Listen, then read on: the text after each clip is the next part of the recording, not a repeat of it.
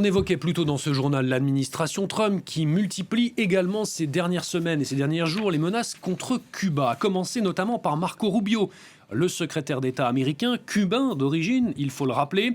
L'île qui fait face, elle, à un blocus pétrolier américain de facto et qui a perdu également son fournisseur de pétrole vénézuélien. Alors du coup, les coupures de courant se multiplient. Comment le régime va tenir? Peut-on craindre une intervention américaine? Quelle mobilisation des Cubains? On va en parler avec notre invité, avec nous en plateau, Jeannette Abel. Bonjour. Bonjour. Merci à vous de prendre quelques minutes pour répondre à nos questions ce midi sur France 24. Vous êtes politologue et chercheuse associée à l'Institut des hautes études de l'Amérique latine, c'est l'université Paris 3, ici à Paris. J'évoquais à l'instant ces menaces de l'administration Trump, menaces renouvelées par Marco Rubio. Il l'a dit, on est très déterminés. Est-ce qu'il faut les prendre au sérieux, ces menaces? Est-ce qu'elles sont crédibles selon vous? Oui, elles sont crédibles, il faut les prendre au sérieux. Le problème, c'est qu'on ne sait pas exactement de quelle menace il s'agit. Est-ce qu'il s'agit d'une intervention militaire qui est difficile? Est-ce qu'il s'agit d'attendre ce que Donald Trump appelle le collapse, l'effondrement provoqué par la gravité de la situation économique et sociale? Est-ce qu'il s'agit d'enlever un haut dignitaire cubain?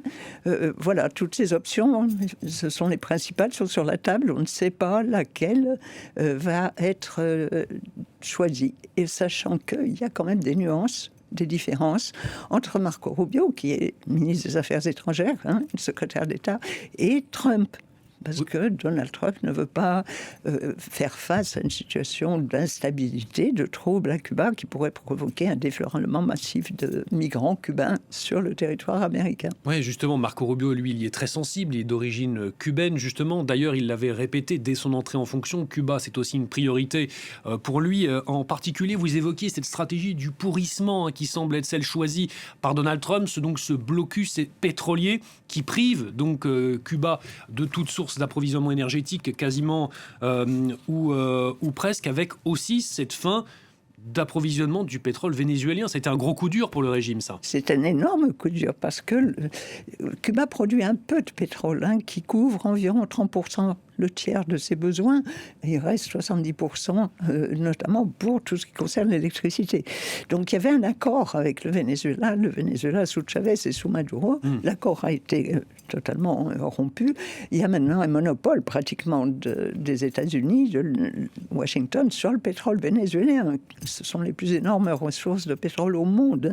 Et donc, le blocus pétrolier sur Cuba, c'est une île, rappelons-le, il est total. Et le pays, du coup, connaît une asphyxie qui touche pas seulement l'électricité à cause du pétrole, mais y compris les importations alimentaires et les importations de toutes sortes, y compris sur le plan du matériel médical, par exemple.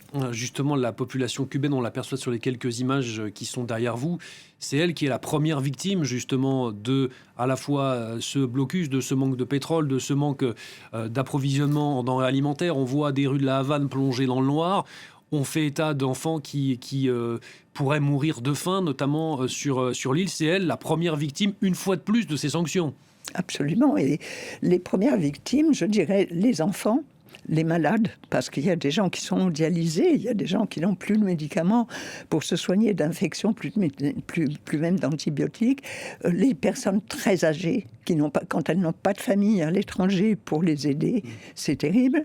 Elles ont maintenant des retraites dramatiquement insuffisantes, et ce sont elles. Et alors vous voyez des gens maintenant fouiller dans les poubelles pour trouver de la nourriture, ou même parfois pour trouver des médicaments. Donc les enfants, les personnes âgées, les mères célibataires, parce que souvent les premiers à partir, ce sont les compagnons ou les maris qui les laissent seuls avec la charge de leur descendance. Donc oui, la situation est absolument tragique. Alors justement, on va évoquer le régime cubain, le régime castriste en particulier. Le faire tomber, c'est l'objectif de l'administration Trump. C'est affiché, c'est aussi le cas des autres administrations bien avant, notamment. On dit souvent, pour résumer, que le régime cubain s'est fait une spécialité dans deux domaines. La première, c'est la répression, et la deuxième, c'est très bien connaître la politique américaine. Est-ce que finalement, pour eux, l'enjeu, ce n'est pas juste d'attendre les élections de mi-mandat, finalement, et de laisser la situation s'enliser d'une certaine manière? Si vous voulez, ils n'ont pas beaucoup d'options.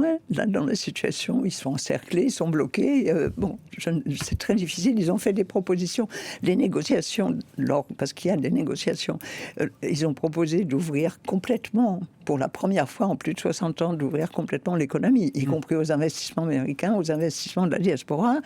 Mais en tout cas, Marco Rubio, lui, veut un changement de régime politique. Bon, c'est pas tout à fait la même position que Donald Trump, mais qui est plus intéressé par les éléments économiques. Vous savez, Donald Trump, en 2011, avait cherché à à construire un hôtel, plusieurs hôtels. Il s'était heurté aux difficultés administratives et politiques. Mais ils n'ont pas tout à fait, sur le plan politique, ils n'ont pas tout à fait la même tactique, disons-le comme ça.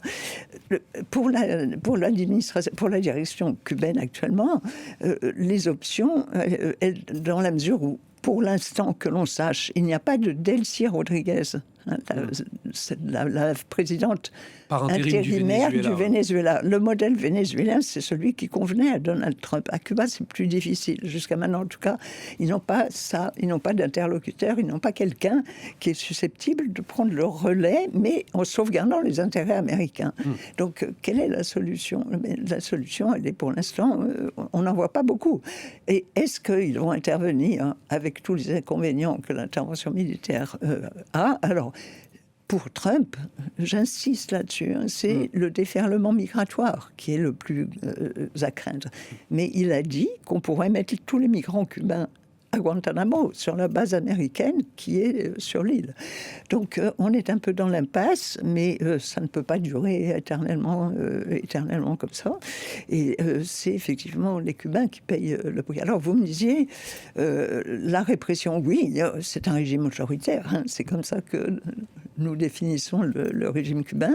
Et c'est un régime il y a des prisonniers, tout ça est en train de se négocier avec le Vatican, avec l'Église catholique, la libération des prisonniers, dans quelle proportion. L'Église catholique, surtout le Vatican à Rome, joue un rôle très important. Très important, absolument. Très important. C'était le cas avec Obama déjà, quand la normalisation s'est faite entre les États-Unis et Cuba. C'est le pape qui avait joué un rôle décisif pour contribuer à normaliser. Alors c'est en cours. On sait qu'il y a eu des Alors, justement, vous évoquiez la position américaine qui alterne au gré des administrations entre le rapprochement, entre les menaces, mais on a l'impression que républicains comme démocrates semblaient jusqu'à présent se satisfaire de la situation. Est-ce que tout ça peut changer ou est-ce qu'on se dirige vers une forme de continuité et ces menaces de Donald Trump ne sont que des menaces d'estrade d'une certaine manière ? Avec Donald Trump, on ne sait jamais. Vous savez qu'ils sont souvent de position.